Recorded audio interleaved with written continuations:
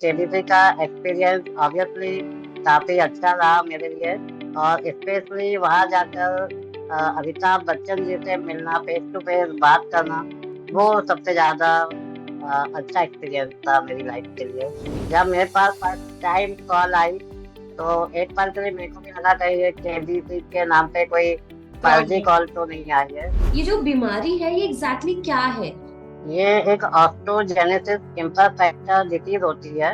ये बोन से related disease होती है, जिससे काफी जल्दी फ्रैक्चर हो जाते हैं। और मेरे को लगभग अभी तक 360 फ्रैक्चर हो चुके हैं। तो कई बार तो ऐसा भी होता था कि एक साथ दो दो तीन तीन चार चार फ्रैक्चर भी हो जाते थे। हेलो, हाय, वेलकम टू हाँ। NP live. मेरा नाम भावना त्रिपाठी है और इस वक्त हमारे साथ है राहुल नीमा जी, जिनके प्रोमोज आप देख रहे होंगे इस वक्त कौन बनेगा करोड़पति के पर छाए हुए हैं सोनी टीवी पे जो आता है। राहुल जी, बहुत बहुत स्वागत है आपका एनटी लाइव पर, एबीपी लाइव पर।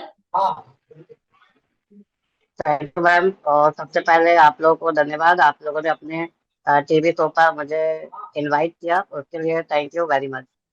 जी। कैसा रहा? सबसे पहले तो मैं शूट का एक्सपीरियंस पूछूंगी कि कैसा था आपका मुंबई जाना और केबीसी के सेट को देखना, शूटिंग का, कैमरा का एक्सपीरियंस पहले तो मैं जानना चाहूंगी। मैम, केबीसी का एक्सपीरियंस ऑब्वियसली काफी अच्छा रहा मेरे लिए। एक मेरी अभी तक की लाइफ का एक मतलब बोलना चाहिए एक अलग ही अनुभव था। और स्पेशली वहां जाकर अमिताभ बच्चन जी से मिलना, फेस टू फेस बात करना, वो सबसे ज्यादा अच्छा एक्सपीरियंस था मेरी लाइफ के लिए। कभी सोचा था ऐसे फिल्मों पे देखते हैं उनको, पर्दे पर देखते हैं और सामने ऐसे बैठ के बातचीत हो रही होगी, कभी सोचा था ऐसा? केबीसी में जाने का मेरा मेन मकसद वही था कि मतलब मैं बचपन से ही केबीसी देख रहा हूँ और उनकी मूवीज वगैरह भी देखी है। तो लगता था कि केबीसी के माध्यम से कम उनसे मुलाकात तो हो ही जाएगी। तो बस एक सोचा था, लेकिन ऐसा मालूम नहीं था कि बिल्कुल हो सच हो जाए। जाएगा एक दिन ये सपना। जी। तो सुना है तो आप बहुत एक वक्त से पीछे लगे हुए थे केबीसी के कि आपको केबीसी क्रैक करना है, केबीसी में आना है। बहुत वक्त से, कितने कब से कोशिशें ब- करते थे आप? मैं केबीसी तो लगभग बचपन से ही देखते आ रहा हूँ अपने। हम्म। और लगभग 10-12 साल से ट्राई भी कर रहा हूँ केबीसी से आने के लिए हॉट सीट पे। तो लकीली इस बार मेरा नंबर लगा, तो ये मेरे लिए काफी अच्छा मोमेंट था। जी। आ, थोड़ा सा हम आपकी पर्सनल लाइफ पे बात कर लें, अगर आपको कोई प्रॉब्लम ना हो तो। नहीं नहीं, कोई प्रॉब्लम नहीं है। ठीक है। तो राहुल जी, आप ऑस्टियोजेनेसिस इम्परफेक्टा, एम आई राइट, इसी बीमारी से आप कहीं ना कहीं ग्रसित हैं, जूझ रहे हैं। आपने होम स्कूलिंग ली है, फिर आपने कुछ कुछ वक्त के लिए स्कूल ज्वाइन किया है। आप डिफरेंटली एबल्ड चाइल्ड रहे हैं। तो ये जो बीमारी है ये एग्जैक्टली exactly क्या है? ये एक ऑस्टोजेनेसिस इम्परफेक्टा डिसीज होती है। ये बोन से रिलेटेड डिसीज होती है। इसमें जो हड्डियां रहती है वो काफी वीक रहती है,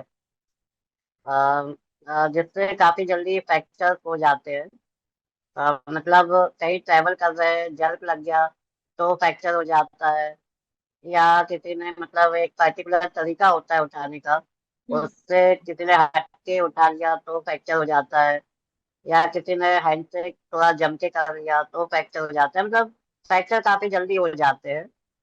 और मेरे को लगभग अभी तक 360 फ्रैक्चर हो चुके हैं। 360 और फ्रैक्चर्स? जी हाँ, 360। तो मेडिकल फील्ड में अभी तक इसका कोई मतलब ट्रीटमेंट नहीं है, डॉक्टर्स का कहना है। पर हाँ, समय के साथ ये ठीक तो नहीं होगी, लेकिन इम्प्रूवमेंट जरूर होगा इसमें। तो जो मेरे को बचपन में जो प्रॉब्लम थी, अब उनमें इम्प्रूवमेंट जरूर हुआ है, लेकिन पूरी तरीके से ठीक हो गई ये नहीं कह सकते हम। तो 360 आपको फ्रैक्चर्स हो चुके हैं, तो ऐसा होता है कि हर एक फ्रैक्चर के बाद एक प्रोसेस होता है कि आपको प्लास्टर चढ़ाना होता है सो दैट आपकी जो हड्डी है वो रिकवर होगी। तो वो थ्री यदि सिक्सटी मेजर मतलब फ्रैक्चर, कुछ गिनेस्टिक फ्रैक्चर होते हैं, कुछ मेजर फ्रैक्चर होते हैं। जो मेजर फ्रैक्चर होते हैं उनमें तो प्लास्टर, एक्सरे सब कुछ करना पड़ता है। कुछ माइनर फ्रैक्चर्स जो होते हैं वो क्रैप बैंडेज, एक मतलब बैंडेज वगैरह बांधकर लगभग 20-25 दिन, एक महीने में ठीक भी हो जाते हैं। लेकिन कुछ, हाँ, जो मेजर फ्रैक्चर्स होते हैं उनमें एक्सरे और प्लास्टर वगैरह की प्रोसेस होती है। तो कई बार तो ऐसा भी होता था कि एक साथ दो दो तीन तीन चार चार फ्रैक्चर्स भी हो जाते थे। मतलब कभी एक्सीडेंट हो गया या कुछ हो गया। तो अब हालांकि काफी इम्प्रूवमेंट है, तो अभी तो पिछले 8-10 साल से फ्रैक्चर्स नहीं हुए हैं अभी। चलिए, शुक्र है, और ना हो आगे वो बेहतर है। मेरा वही अगला सवाल होने वाला था कि कोई ऐसा स्पेसिफिक अंग होता है, जैसे कभी हाथ हो गया या पैर हो गया, जो वीक होता है, जिसमें फ्रैक्चर ज्यादा होते हैं, या पूरी बॉडी में कहीं पे भी वो चीज हो सकती है कि अगर नहीं, कहीं पे भी, मतलब जहाँ जहाँ बॉडी में बोन्स होती है वहाँ कहीं भी फ्रैक्चर हो सकता है। ऐसा कोई स्पेसिफिक पार्ट नहीं होता है। मतलब जहाँ पे मतलब चोट लगेगी या कुछ होगा तो वहाँ फ्रैक्चर हो जाता है। तो राहुल जी, जब आपका जन्म हुआ, जब आपकी फैमिली को ये पता चला, तो जब आप, अच्छा, आपकी उम्र कितनी है, अगर इफ यू डोंट माइंड, अगर आप बता। नहीं नहीं, अभी 31 है। 31 है। तो जब घर वाले गए होंगे डॉक्टर ने, तो एकदम एकदम मना कर दिया उन्होंने कि मतलब कोई इसका इलाज ही नहीं है, या सही नहीं हो सकता है, पूरी दुनिया में कहीं नहीं है इसका इलाज? इसका कोई भी ट्रीटमेंट नहीं है। मतलब मैं भी देखता हूँ, ऑनलाइन सर्च करता हूँ। तो एक ये रेयर डिजीज होती है। एक स्टैटिक के हिसाब से लगभग 20,000 लोगों में एक को हो पाती है। तो ऐसे काफी कम केस है दुनिया में। तो अभी तक इसका कोई पर्टिकुलर ट्रीटमेंट अभी तक नहीं हुआ है। अच्छा, और आप बैंकर हैं चूंकि पेशे से, तो कभी ऐसी कोई बीमारी आपको आपके करियर के रास्ते में या फिर जॉब के रास्ते में आई हो, ऐसा कभी कुछ हुआ है आपके साथ? अभी मैं पिछले 5 साल से जॉब पे हूँ। तो अभी तो ऐसा कुछ आया नहीं है। तो मतलब चलिए। मैं अपना ध्यान रखता हूँ कि इस टाइप से दोबारा फ्रैक्चर्स ना हो, थोड़ा सावधानी बरतनी पड़ती है। जी। तो बाकी अभी मैं एक जो नॉर्मल एम्प्लॉय रहते हैं उन्हीं के जैसे काम कर पा रहा हूँ अभी। जी। कभी कभी किसी ने कभी किसी ने भेदभाव किया हो किसी बेसिस पे, या कभी आपको फील कराया हो आसपास के लोगों ने, बचपन में, बड़े में कभी? नहीं, भेदभाव तो नहीं बोल सकते हैं, लेकिन थोड़ा सा सामने वाला भी समझता है कि भाई, एक क्या बोला कि उसको, ह्यूमैनिटी के बेस पे, कि इनको कुछ ज्यादा वर्कलोड ना दिया जाए। जी। तो वो थोड़ा लगता है कि नहीं भाई, अपन भी साथ ही काम कर सकते हैं। तो जब मैं बोलता हूँ फिर, तो वो ठीक है, एग्री हो जाते हैं और फिर नॉर्मली काम देते हैं फिर। जी। अच्छा राहुल जी, हमने बड़ी सीरियस बातें कर ली आपसे अब, लेकिन थोड़ी मेरे अंदर की जो भावना है ना, हाँ, जो जो हमेशा ऐसे सवाल पूछ लेती है कुछ भी, वो जाग रही है। मैं आपसे बिल्कुल ये पूछना चाहूंगी कि बैंकर्स के लिए बड़ा फेमस है कि छुट्टियां बहुत मिलती है उन लोगों को, यहाँ मीडिया पर्सन को नहीं नहीं नहीं, छुट्टी नहीं ये मिलती है। गलत है, मिथ है ये कि बैंकर्स को काफी छुट्टियां मिलती है। जी। दरअसल में होता क्या है, हम भी देखते हैं कि फेसबुक में कि इतने दिन बैंक बंद रहेगा, हर महीने के शुरू में कहीं ना कहीं चल जाता है कि इस महीने 10 दिन, इस महीने 15 दिन। हाँ हाँ। ऐसा कुछ भी नहीं है। वो होता क्या है कि हमारा देश इतना बड़ा है, इतना डाइवर्सिफाइड कंट्री है कि हर समय कहीं ना कुछ फेस्टिवल रहता है किसी भी रीजन में। तो वो सब ऐड करके फेसबुक में लोग बात डाल देते हैं पूरे कंट्री का, ऐसा होता नहीं है बाकी। तो और लेकिन एक और शिकायत रहती है मेरी, जैसे हम जैसे लोग भी हैं, सोचिए, जो लोगों के इंटरव्यूज ले लेंगे, बातचीत कर लेंगे, बेधड़क होके सड़कों पे जाके लोगों से बात कर लेंगे, लेकिन जब बैंक जाने की बारी आती है या पोस्ट ऑफिस जाने की बारी आती है, तो पता नहीं कहाँ से हमारे अंदर एक कपकपी छूट जाती है। पता नहीं क्यों, क्योंकि एक तो वैसे ही डर लगता है, और फिर बैंक वाले बोल देते हैं अभी तो भैया लंच चल रहा है, 1 घंटे का लंच है, उसके बाद आना। तो ऐसा क्यों करते हैं आप लोग? नहीं नहीं, ऐसा कुछ भी नहीं है मैडम। जी। दरअसल में जो मैं अभी तक 5 साल में समझ पाया हूँ जी। कि बैंक आम लोगों की जो पैसा है वो उसको पूरी तरीके से सिक्योर रखना चाहता है कि आपका पैसा आप सही हाथों में ही जाए, कहीं जी। इधर उधर ना जाए। जी। तो बहुत सारी, क्योंकि मॉनेटरी वैल्यू उसमें ऐड हो जाती है, जी। इसलिए सिक्योरिटी बरतना पड़ती है हम लोगों को। कई बार ऐसा भी होता है कि लोग बाग फर्जी साइन बना के पैसा लेने के लिए आ जाते हैं, चेक वगैरह। जी। अब उनमें मतलब माइन्यूटली डिफरेंस रहता है कि थोड़ा सा डिफरेंस रहता है, साइन लगभग सेम रहते हैं। एक बार एक केस मेरी लाइफ में अभी तक एक बार आया है हम्म। कि बहुत कम डिफरेंस था उसमें। हमने वो चेक डिनाई कर दिया, तो हम्म। सामने वाला बोलने लगा बल्कि कि साइन करते करते फ्लो थोड़ा बहुत चेंज हो ही जाता है। तो हम्म। हमने उसको डिनाई किया, फिर बाद में थोड़ा वो ऊपर लेवल तक गया केस, फिर उसमें पूरी प्रॉपर इंक्वायरी हुई, तो पता चला कि एक्चुअल में वो फर्जी ही था। ओ, तो इस कारण, हाँ, ऐसे भी तो केसेस इस आते हैं। कारण से, हाँ। अच्छा।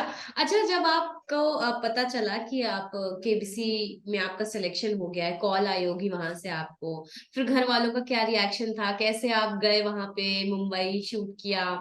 कहाँ तक आप पहुंचे, या अगर आप अलाउड हो बताना तो?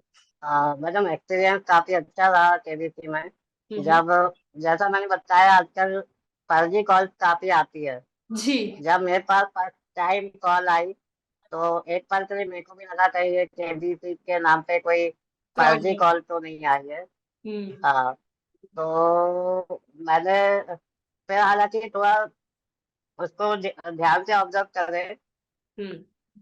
तो उसमें पता चल जाता है कि जो फर्जी कॉल आती है उसमें या तो कोई ओटीपी या कोई लिंक वगैरह, अकाउंट नंबर वगैरह पूछते हैं। हम्म। मगर इसमें ऐसा कुछ भी नहीं था। उन्होंने डेट बताई, स्थान बताया कि कहाँ जाके ऑडिशन देना है, तो थोड़ा भरोसा हुआ कि हाँ ये सही है। तो हम्म। फिर जब हम वहां गए तो फिर लगा कि हाँ भाई अब सब ठीक है, ये सही कॉल थी। हम्म। और फिर ऑडिशन हुआ, फिर जब कॉल आई, फाइनल कॉल जब आई कि सिलेक्शन हो गया है फास्टेस्ट फिंगर फर्स्ट के लिए, जी। तो काफी मतलब एक ऐसा मोमेंट था सभी के लिए कि एक 10-12 साल से ट्राई कर रहे थे, हम्म। तो ड्रीम कम ट्रू वाला मोमेंट था जी। कि अब अमिताभ बच्चन से मुलाकात होगी फाइनली। इसके अलावा अगर मैं फिल्मों फिल्मों की बात करूं तो क्या लगता है आपको, किस हीरो की फिल्म आप ज्यादा देखते हैं, या किस टाइप की फिल्में आपको ज्यादा पसंद है? मैडम, हालांकि फिल्में देखने का टाइम तो कम मिलता है, लेकिन जो मेरा एक इंटरेस्ट रहता है वो मतलब जो पैट्रियोटिक फिल्म्स रहती है, जी। उन वो देखना थोड़ा ज्यादा अच्छा लगता है। बाकी सभी फिल्में भी देखता हूँ मैं, ऐसा कुछ नहीं है। जी। हालांकि जितना भी टाइम मिलता है उसमें। जी। अच्छा, एक लास्ट क्वेश्चन है बस मेरा आपसे, कि जब आप अभी केबीसी में गए, क्योंकि ये एक नॉलेज का शो है और हमेशा ये कहा जाता है कि किसी भी आधार पर ये भेदभाव नहीं करता है ये शो, तो आपके अंदर बस प्रतिभा होनी चाहिए, नॉलेज होनी चाहिए। तो जब आप वहां गए और आपने ये शूट करके आप आए हो, तो अब आपके घर के आसपास के लोग, रिश्तेदारों का क्या रिएक्शन है? और मैम, जो हम केबीसी में देखते हैं वो बिल्कुल सही है। वो पूरा नॉलेज पे डिपेंडेंट तो है। यदि किसी के पास, चाहे वो कहीं से भी हो, किसी भी कंडीशन में हो, यदि उसके पास नॉलेज है, जी। तो वो हर चीज उसी के लिए है, जो मेरा एक्सपीरियंस है। और सभी का मतलब रिलेटिव्स है, कलीग्स है, फ्रेंड्स है, सभी को अब मतलब कुछ लोग उनमें से देखते थे, कुछ लोग नहीं भी देखते थे, तो अब वो सभी मतलब देखना स्टार्ट कर दिया। मेरे पास फोन कॉल आ रहे हैं कि कैसे क्या रजिस्ट्रेशन होता है, क्या होता है, हम्म। उसके बारे में बताओ हमको, जिसमें अब हम लोग भी आगे केबीसी खेले। हम्म। तो मतलब अभी सभी लोग देख रहे हैं जो भी मेरे परिचित में है। जी। तो काफी अच्छा एक्सपीरियंस है। चलिए, आपसे बात करके बहुत अच्छा लगा है राहुल जी, और उम्मीद करते हैं आपने बेहतरीन खेला हो, शानदार खेला हो, और all the very best for your future. और आप ऐसे ही तरक्की करते रहे, अपनी पहचान बनाते रहें, और किसी भी मुश्किल को अपने आड़े ना आने दीजिएगा, बस यही कहना चाहूंगी। Thank you so much for giving your time. Thank you ma'am, thank you so much. Thank thank you. You.